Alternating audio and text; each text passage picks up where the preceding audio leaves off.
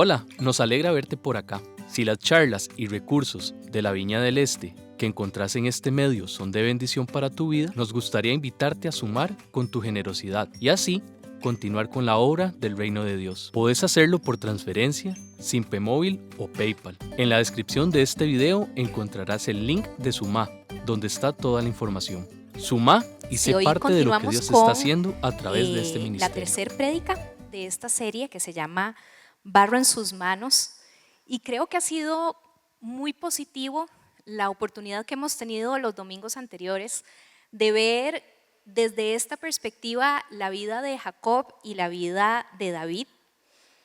Y hoy creo que nos vamos a centrar un poco más en el pensamiento de que nuestra vida cristiana es un proceso continuo de transformación.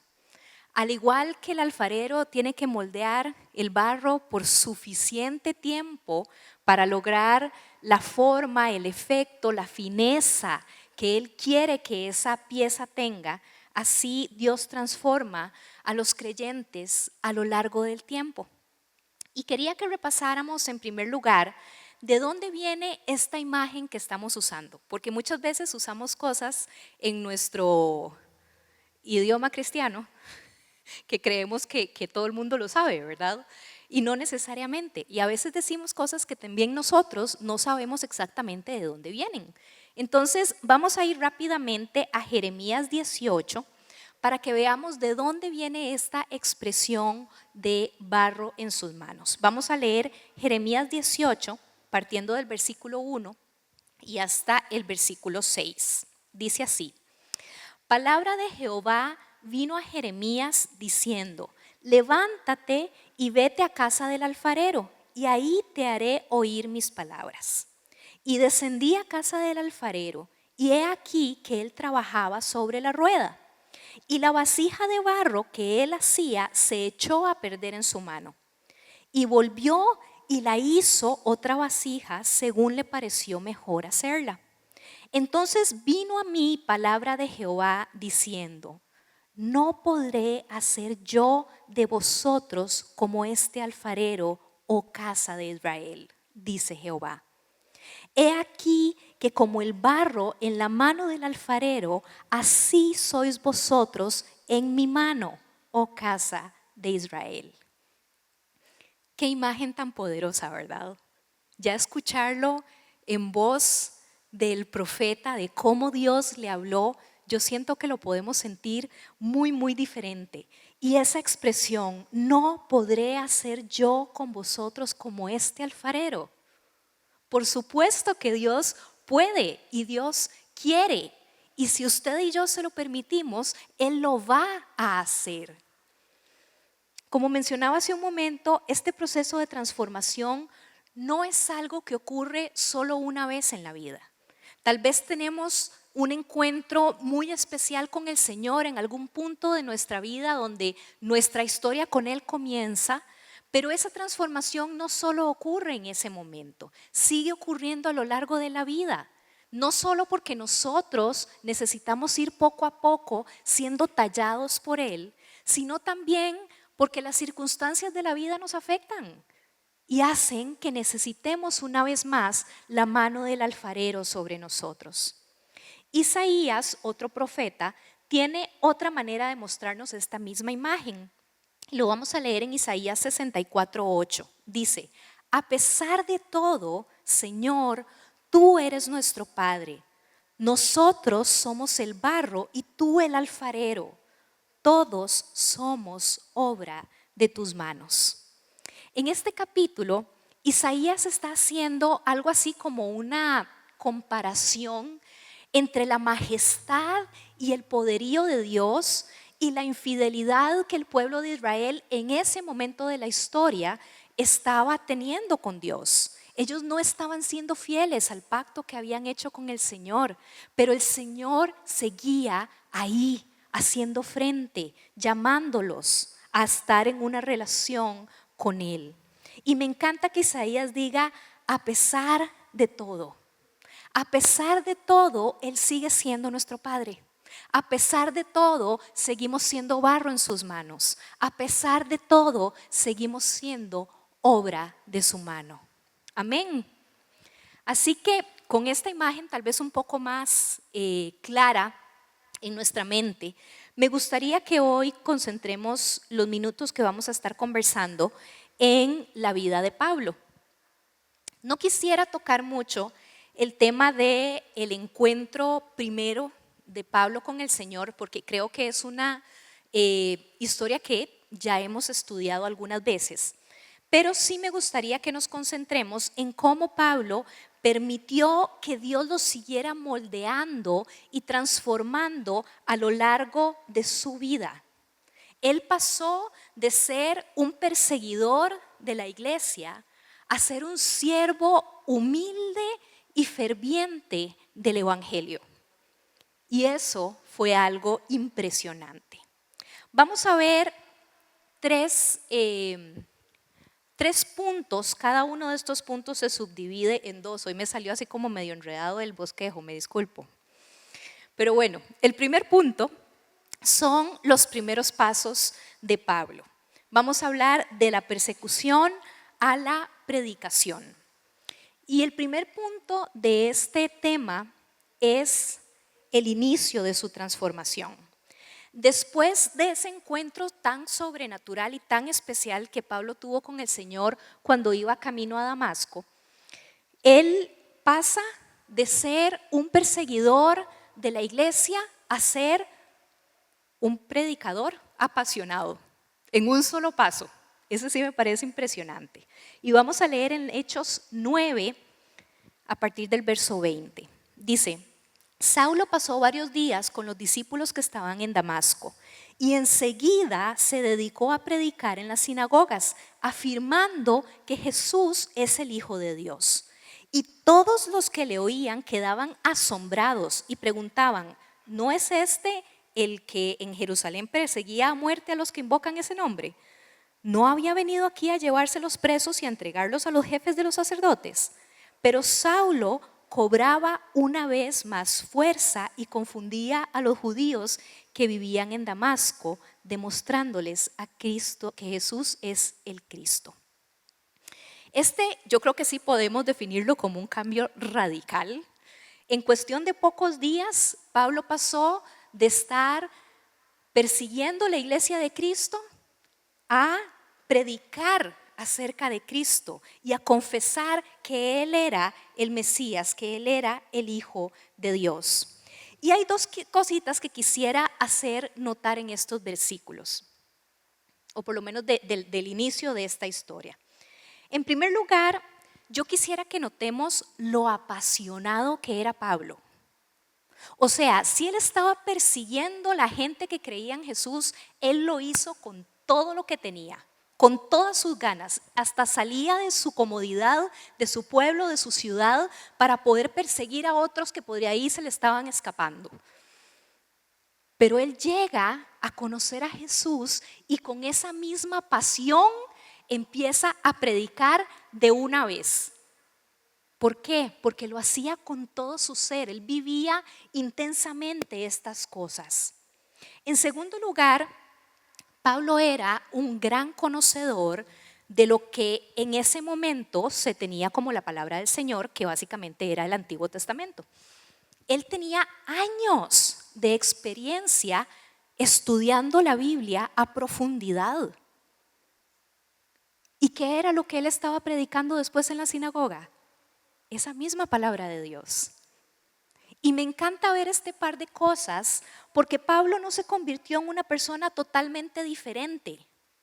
Las características que él tenía, los conocimientos que él tenía, las habilidades de comunicación que él tenía, inmediatamente comenzaron a ser herramientas para el reino de Dios. Dios no pretende que usted se convierta en una persona totalmente diferente. Dios lo que quiere es que todo lo que es usted se convierta en herramientas para el extendimiento de su reino. Amén. A veces nosotros queremos tener resultados de cambios en nosotros rápidamente, ¿cierto? Hay cosas que decimos, no, esto ya yo lo tengo que cambiar, es que, o sea, ya, ¿verdad? Suficiente conmigo mismo. E intentamos hacer esos cambios a punta de esfuerzo propio. Y podemos ver cómo fallamos una y otra vez. Y eso puede desmotivarnos, porque estamos intentando mejorar para agradar a Dios, estamos intentando mejorar para poder reflejarlo mejor a Él. Pero muchas veces nosotros necesitamos lograr esos cambios de una manera alternativa. Es como llegarles de chanfle. Si usted y yo pasamos tiempo con Él, en su palabra, en su presencia, constantemente, Él es el que va a producir esos cambios en usted y en mí. No va a ser a punta de nuestro esfuerzo, va a ser por medio de la obra de su Espíritu Santo en cada uno de nosotros. Y esto es lo que pasó en el segundo punto de esta sección, que es el retiro en Arabia. Esto fue el tiempo de preparación y de crecimiento de Pablo. Después del evento en Damasco y los días que él se quedó con los creyentes de ahí y comenzó de una vez a predicar, él pasó un tiempo en Arabia antes de empezar su ministerio público. Y vamos a leer en Gálatas 1 a partir del 15 y hasta el 18. Dice así: sin embargo, Dios me había apartado desde el vientre de mi madre y me llamó por su gracia. Y cuando Él tuvo a bien revelarme a su Hijo para que yo lo predicara entre los no judíos, no consulté con nadie. Tampoco subí a Jerusalén a ver los que eran apóstoles antes que yo, sino que fui de inmediato a Arabia, donde luego regresé a Damasco. Después de 3 años, subí a Jerusalén para visitar a Cefas y me quedé con él 15 días. Aquí podemos ver que el crecimiento espiritual, no solo en Pablo, sino en cada uno de nosotros, toma tiempo. Aquí él menciona que pasaron 3 años, 3 años. En el punto anterior ya Pablo había empezado a compartir acerca de su fe, acerca de su encuentro con el Señor. Y una cosa no quita la otra. Nosotros podemos tener un encuentro con el Señor e inmediatamente podemos empezar a compartir lo que ya sabemos, lo que ya hemos experimentado. No necesitamos tener un título o haber pasado por mucho tiempo de preparación. Dios nos llama a ser genuinos y a contar lo que está pasando en nuestra vida sencillamente. Pero también necesitamos poner esfuerzo y poner ganas en ese tiempo de preparación que necesitamos tener. Es crecer en nuestra fe, crecer en nuestra relación con Él, crecer en nuestro conocimiento de su palabra.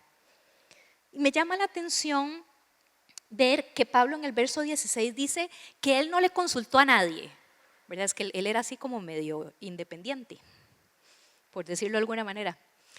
Él no le consultó a nadie. Y yo creo que muchas veces nosotros llegamos a puntos en nuestra vida en que Dios habla tan claro a nuestro corazón acerca de lo que tenemos que hacer, acerca de lo que Él nos está llamando a hacer, que no necesitamos consultarle a nadie. Lo que tenemos que hacer es hacer caso. Punto. Habrán otros momentos en la vida, como por ejemplo cuando estamos en tiempos difíciles y nos cuesta escuchar la voz del Señor, en la que sí vamos a necesitar de ese apoyo y de esa compañía de otros hermanos creyentes que puedan ayudarnos a escuchar la voz de Dios, como lo hizo Ananías con Pablo cuando él estaba en Damasco. Necesitamos vivir esas 2 dimensiones de nuestra vida cristiana. ¿Por qué? Porque Dios quiere tener una relación personal con nosotros. Y si Dios quiere decirle algo a usted, Él va a saber cómo decírselo para que usted lo entienda. Así de personal es Dios, se lo aseguro. Pero además de eso, Él nos llama a vivir y a crecer en comunidad, en la familia de la fe. ¿Por qué?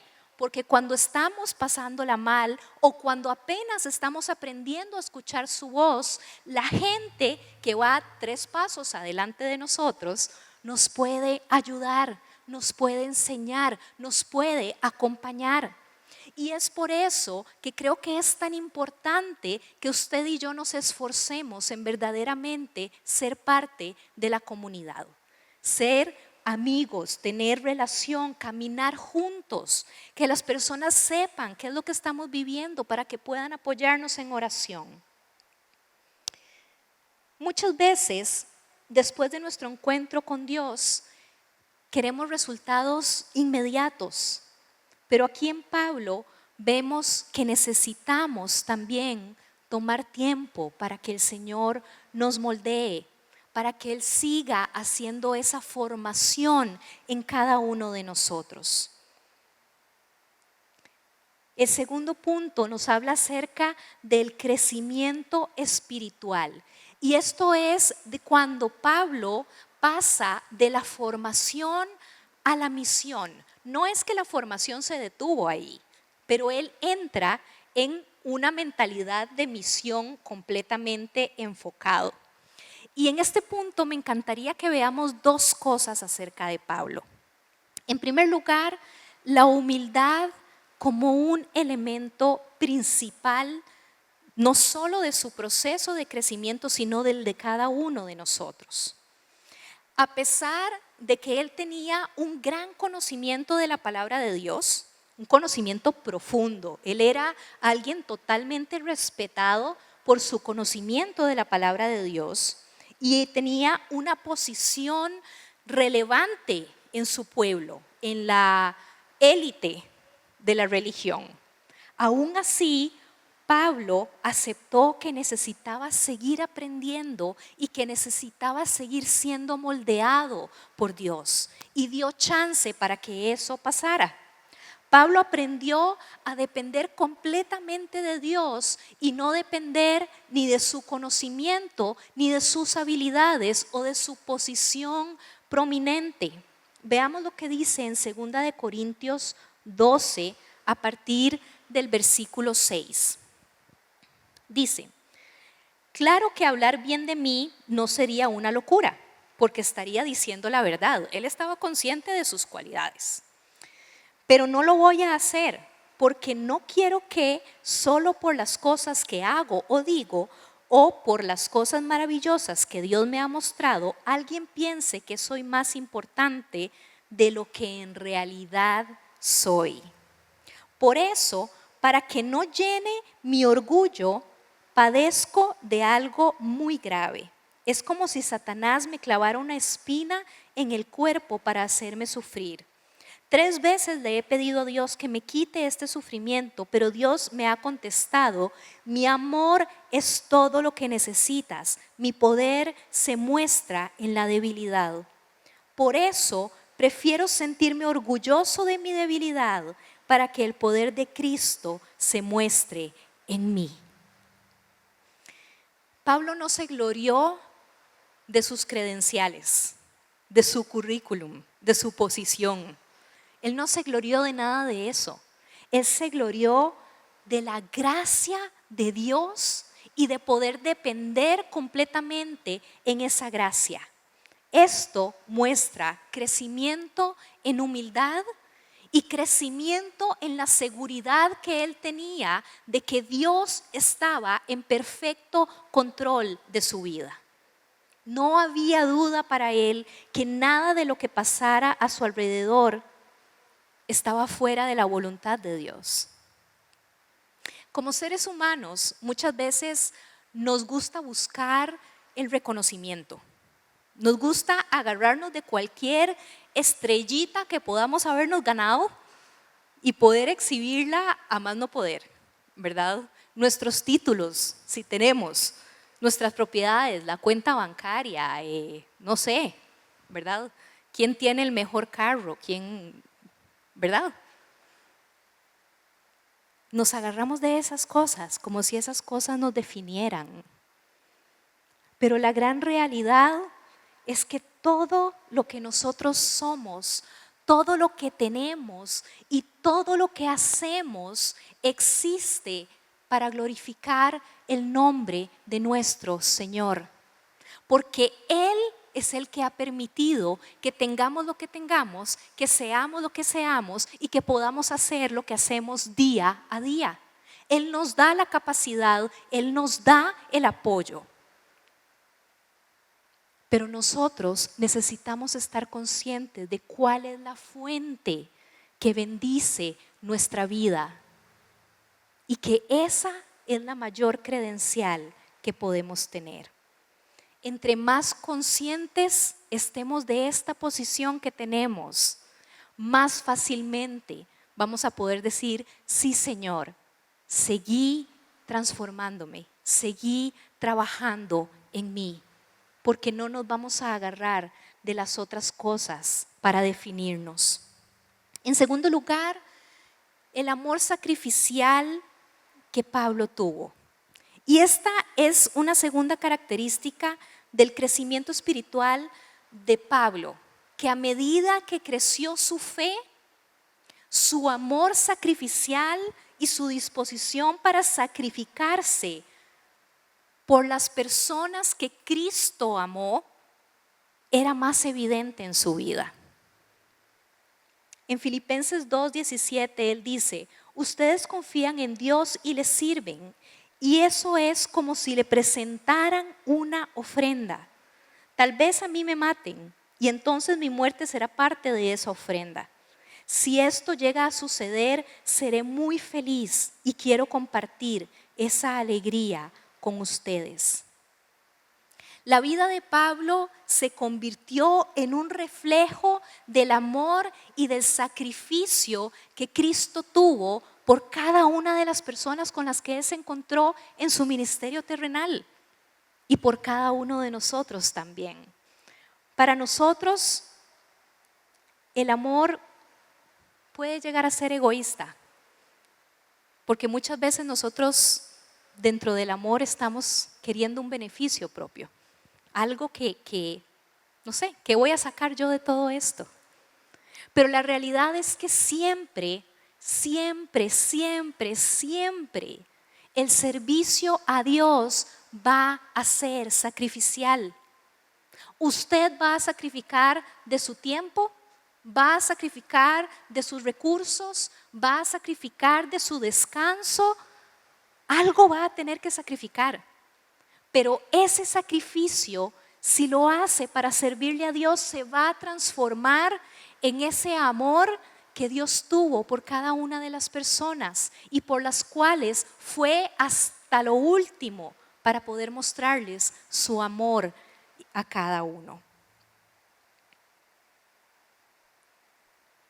Rendir nuestra vida de esta manera al Señor va a ayudar a que cada uno de nosotros pueda caminar por esas buenas obras que Dios planeó para nosotros de antemano, como dice Efesios 2:10.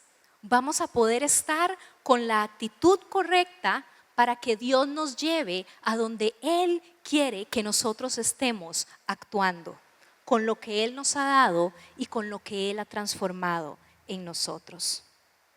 El tercer punto es el fruto de la transformación. Y aquí vamos a observar a un Pablo ya maduro en la fe, que yo creo que ese es un lugar al cual todos deberíamos aspirar a llegar en nuestra vida.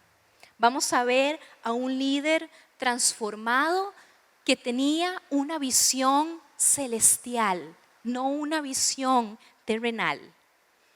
A lo largo de su ministerio, Pablo fue creciendo en esta madurez espiritual y su capacidad de soportar las dificultades, que fueron muchas y fueron muy reales en su ministerio, fue creciendo y creciendo y creciendo. Aún en medio de esas dificultades, de esas persecuciones, de esas agresiones, de esos peligros, Pablo siempre mantuvo su fe y mantuvo esa visión celestial, esa visión de reino de Dios, esa visión de que lo que pasa aquí no es el punto final, es donde vamos a estar en la eternidad. Es qué estamos haciendo para transformar vidas para la eternidad. Pablo no fue solo transformado, sino que se convirtió en un elemento que transformó vidas por donde él pasó.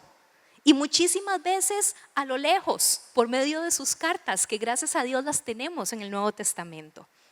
Llevando el evangelio a los gentiles, llevando el evangelio a líderes, formando líderes que pudieran cuidar de la iglesia cuando él cambiaba de lugar.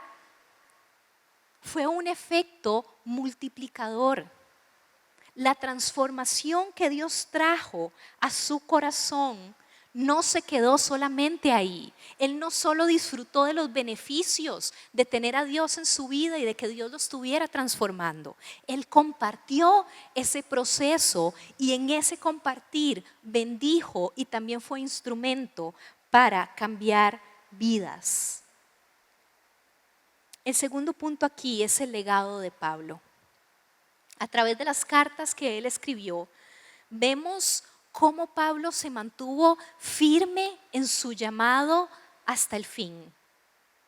No importaba lo que estuviera pasando, no importaba si estaba encerrado en una cárcel espantosa, él siguió firme en su llamado y desde ahí él buscó cómo seguir sirviendo a Dios. Cualquier otro hubiera dicho, bueno, ya hice suficiente, aquí estoy encerrado, me quedo quietito y a ver si acaso me sueltan. Pero él no lo hizo. Él continuó buscando las maneras de seguir sirviéndole a Dios, de seguir creciendo en la sabiduría de Dios, entendiendo su gracia. Y entonces esas cartas que salían desde su puño y letra estaban llenas de consejos prácticos para poder vivir la vida cristiana. Y eso usted y yo hasta el día de hoy lo podemos cosechar. Este crecimiento constante no se detuvo en ese encuentro en Damasco, sino que continuó hasta el final de su vida y sin importar lo que estaba pasando. ¿Saben por qué? Porque el proceso de transformación en nuestra vida va a requerir valentía. Porque a veces se nos va a hacer largo, a veces se nos va a hacer pesado, a veces se nos va a hacer doloroso. Y tenemos que tomar una decisión de decir, sí, Señor, yo quiero este proceso en mi vida. Y que cuando el alfarero empiece a amasar ese barro, no digamos, no, ya no, gracias, yo me salgo. Ya no quiero, cambié de opinión. No, necesitamos entender cuando el alfarero está metiendo los dedos en ese barro, buscando esas imperfecciones y sacándolas para poder lograr la mejor pieza que puede hacer con ese barro. Y eso somos usted y yo. Pablo no solo experimentó esa conversión radical, sino que dejó que Dios continuara moldeándolo. Y ese proceso para él no fue personal. Él lo compartió con todos los que pudo compartirlo. Y yo quisiera en esta noche que tomáramos un tiempo para pensar en cómo ha sido ese proceso de Dios con nosotros. Podría ser que incluso usted tenga rato de no hablar con Dios y han estado pasando cosas en su vida que lo están llamando, la están llamando al cambio, que lo están llamando y la están llamando a acercarse a Dios, porque usted se está dando cuenta que usted solo no puede, que usted solo no tiene la manera de solucionar tal vez ese reto tan grande al cual se está enfrentando y que necesita que el Señor sea su camino para que esto se solucione, para que esto funcione, para que esto tenga sentido. Y necesitamos decir, sí, Señor, yo quiero ese proceso en mí. Sí, Señor, yo acepto que ese proceso no va a ser solo una vez, sino que va a ser una constante en mi vida. Y aceptar que eso es lo que queremos, por amor a Él. por amor a nosotros mismos, a lo que Él puede hacer en nosotros.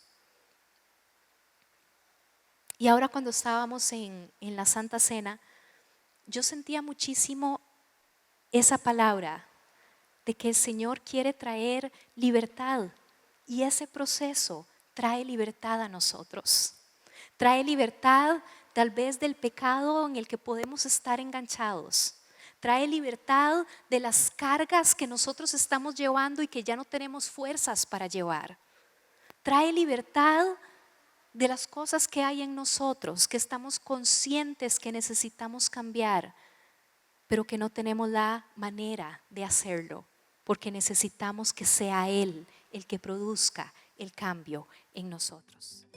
Hola, nos alegra verte por acá. Si las charlas y recursos de la Viña del Este que encontrás en este medio son de bendición para tu vida, nos gustaría invitarte a sumar con tu generosidad y así continuar con la obra del reino de Dios. Puedes hacerlo por transferencia, Simpe Móvil o PayPal. En la descripción de este video encontrarás el link de Sumá, donde está toda la información. Sumá y sé parte de lo que Dios está haciendo a través de este ministerio.